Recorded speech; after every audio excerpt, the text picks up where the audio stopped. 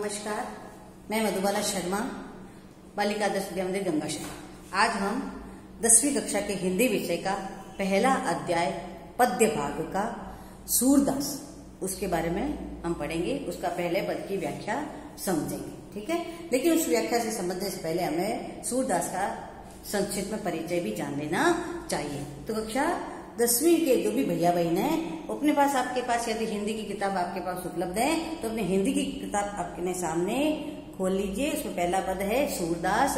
उस सूरदास के लेसन को निकाल करके, अध्याय को निकाल करके आप अपने साथ में रख लीजिए ताकि आपके समझने में सुविधा हो सके, ठीक है। आज हम पढ़ेंगे पहले हम सूरदास का कवि परिचय, ठीक है। सूरदास जो हिंदी साहित्य के भक्तिकालीन कवियों में श्रेष्ठ कवि माने जाते हैं। इनका जन्म हुआ था 1478 में। स्थान कहाँ हुआ था? दिल्ली के पास एक सीरी नामक स्थान है, गांव है, वहां इनका जन्म हुआ था। गुरु इनके कौन थे? महाप्रभु वल्लभाचार्य। महाप्रभु वल्लभाचार्य ने इनको दीक्षा दी थी और इनको अपना शिष्य बनाया था। अन्य है अष्टछाप कवियों में सर्वाधिक प्रसिद्ध, अर्थात हिंदी साहित्य में भक्ति काल में एक अष्टछाप कवि की है, जो उसमें सर्वश्रेष्ठ कवि ये सूरदास माने जाते हैं। और इनका जो ये क्यों माने जाते हैं? क्योंकि वात्सल्य और श्रृंगार के सर्वश्रेष्ठ बने। वात्सल्य यानी माता का पुत्र के प्रति, पुत्र का माता के प्रति जो प्रेम होता है उसका सजीव वर्णन उन्होंने अपने काव्य में किया है। और श्रृंगार का होता है कृष्ण का गोपियों के प्रति प्रेम, गोपियों का कृष्ण के प्रति जो प्रेम है उसको श्रृंगार माना जाता है, जिसमें संयोग और वियोग दोनों होते हैं। इसलिए दोनों का वात्सल्य और श्रृंगार दोनों के श्रेष्ठ कवि माने जाते हैं। फिर है इन्होंने कौन कौन से ग्रंथ रचे थे? सूरसागर, साहित्य लहरी और सूरसारावली। 3 ग्रंथों की इन्होंने रचना की थी, सूरसागर, साहित्य लहरी और सूरसारावली, ठीक है ना। जिसमें सूरसागर है वो सबसे ज्यादा प्रसिद्ध ग्रंथ माना जाता है, सूरसागर में है। फिर है निधन, इनका निधन हुआ था 1583 ईस्वी में। इसके अलावा ये भी माना जाता है कि सूरदास है, कुछ लोग विद्वान को जन्म से अंधे कवि मानते हैं और कुछ लोग मानते हैं कि ये बाद में अंधे हुए थे। ऐसा भी सुना जाता है कि भगवान श्री कृष्ण ने अपने भक्त पर प्रसन्न होकर उनको दृष्टि प्रदान कर दी थी, लेकिन इन्होंने कहा कि मुझे अंधा ही रहने दीजिए क्योंकि मैं मन की आंखों से आपके दर्शन करना चाहता हूँ। इसलिए ये कुछ विद्वान इसको जन्मांध मानते हैं, कुछ को बाद में ये अंधे हो गए थे ऐसा मानते हैं। लेकिन ये बात सत्य है कि अंधे होते हुए भी इन्होंने साहित्य को अपनी बहुत बड़ा योगदान दिया है।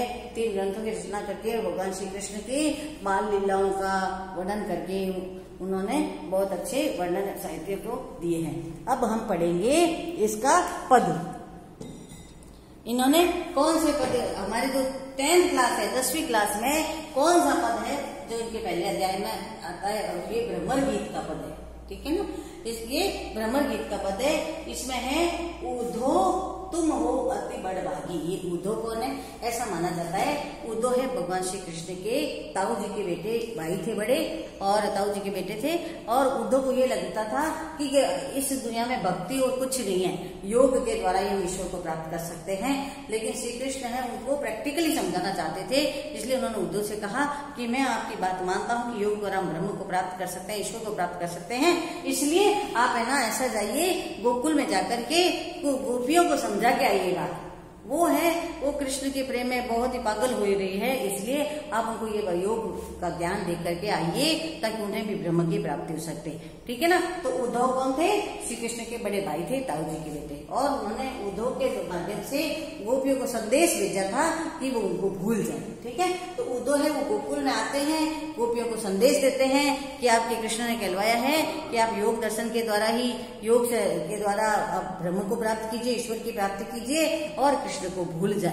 तो उनका संदेश सुनकर के गोपियां क्या वापस उनको जवाब देती हैं, इसका वर्णन इस पद में किया गया है। इसमें बताया है कि उद्धव तुम हो अति बड़भागी।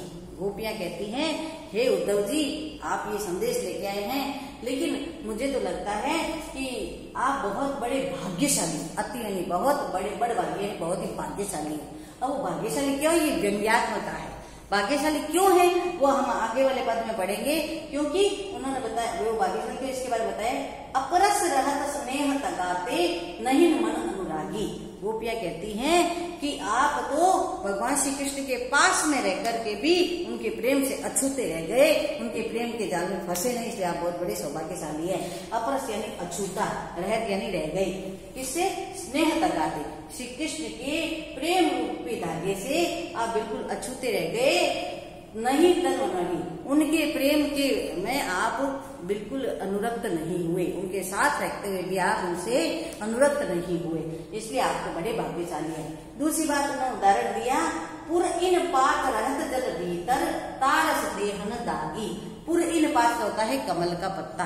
कमल होता है कहाँ उगता है? जल में उगता है, लेकिन सबसे बड़ी विशेषता देखो, गॉड गिफ्ट देखो, जल में रहते हुए भी उसके पत्ते पर जल की एक बूंद नहीं टिकती है। और यही सबसे बड़ा उदाहरण है कि पूरा इनपात यानी आप तो कमल के पत्ते के समान हैं, रहत जल भीतर, पानी के अंदर रहते हुए भी जैसे कमल के पत्ते पर जल की का एक भी धब्बा नहीं लगता है, एक भी दाग नहीं लगता है, उस पर जल की बूंद एक भी टिकती नहीं है, उसी प्रकार आप श्री कृष्ण के पास रहकर भी उसके प्रेम में अनुरक्त नहीं हुए, उनके प्रेम में आप बंधे नहीं। जो जन माह तेल ती गागरी बूंद न ताको लागी। फिर दूसरा उदाहरण देते हैं कि जिस प्रकार कोई गागरी यानी मटकी के हम चारों तरफ तेल लगा दे और उसको जल के अंदर छोड़ दे तो वो जल है, जल उस मटकी को गीला नहीं कर सकता, क्योंकि उसके चारों तरफ तेल की चिकनाई लगी हुई है, और चिकनाई में कभी जल टिकता नहीं है, ठीक है ना। तो जिस प्रकार जल के अंदर तेल से लिपटी हुई, तेल लगाई हुई गागरी यानी मटकी है, वो अछूती रहती है जल से, बूंद न ताकी, एक बूंद भी उस मटकी पे लगती नहीं है।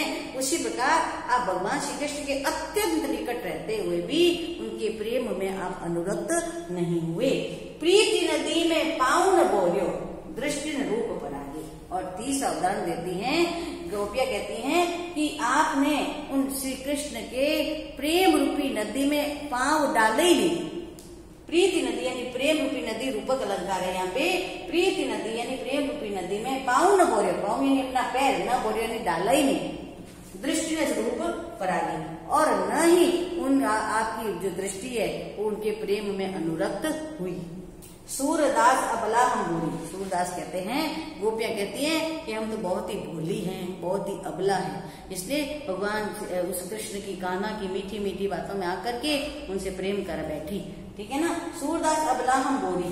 सूरदास जी गोपियों के माध्यम से कहते हैं कि गोपियां कहती है कि हम तो बहुत ही अबला यानी कमजोर और भोली हैं, और कृष्ण की बातों में आ गई। गुड़ चाटी जो पागी। और उन्होंने उदाहरण दिया कि जिस प्रकार गुड़ बहुत मीठा होता है और चीटी होती है, उस मिठास को प्राप्त करने के लिए गुड़ के ऊपर चढ़ जाती है और उसी में लपट कर रह जाती है, बाहर निकल नहीं पाती है, उसी प्रकार हम भी श्री कृष्ण के प्रेम रूपी गुड़ में अब लिपट गए हैं, हम चाह कर भी उसे बाहर नहीं निकल सकते। इसलिए हे उद्धव, तुम ही बहुत बड़े भाग्यशाली हो जो उनके साथ रहकर भी उनके प्रेम जाल में फंसे नहीं, उनकी मीठी बातों में आए नहीं, और हम तो बोली बाली हैं, उसकी मीठी बातों में आकर के हम उस चींटी की तरह उनके प्रेम में फंस गए हैं। इस प्रकार अब हम इसका सूरदास की ये तो व्याख्या थी, तो इसमें जो शब्दार्थ हो गया, अति यानी बहुत, बड़भागी यानी सौभाग्यशाली, अपरस यानी अछूता, स्नेह तगा यानी प्रेम का धागा, नहीं यानी नहीं, फिर है पूर्ण इनपात यानी कमल का पत्ता, फिर है दागी यानी धब्बा, उसके बाद तेल की गागरी यानी तेल से चुपड़ी हुई, तेल लगाई हुई मटकी, ठीक है ना। ताको यानी उस पर, प्रीति यानी प्रेम रूपी नदी, पाँव यानी पैर, बोरी यानी डाला डुबाया, परागी यानी अनुरक्त, भोरी यानी भोली, गुड़ यानी गुड़, और चाटी यानी चीटी। तो ये इनके शब्दार्थ के अनुसार हमने इसका भावार्थ समझा, और अब हम इसके बीच के क्वेश्चन भी बनाएंगे, ठीक है ना। तो सबसे पहले इस पद को उतारने के बाद हम पहले संदर्भ लिखेंगे कि प्रस्तुत जो पद है वो हमारी पाठ्य पुस्तक क्षितिज के प्रथम अध्याय सूरदास में से अवतरित है या संकलित है, और फिर प्रश्न लिखेंगे कि इस पद में सूरदास ने गोपियों के माध्यम से उद्धव को यह संदेश दिया है कि हम भोली बाली हैं, श्री कृष्ण के प्रेम में फंस गए और आप बड़े बड़े सौभाग्यशाली है जो उनकी बातों में नहीं है। फिर अब इसके छोटे बीच के क्वेश्चन हम बनाएंगे। धन्यवाद।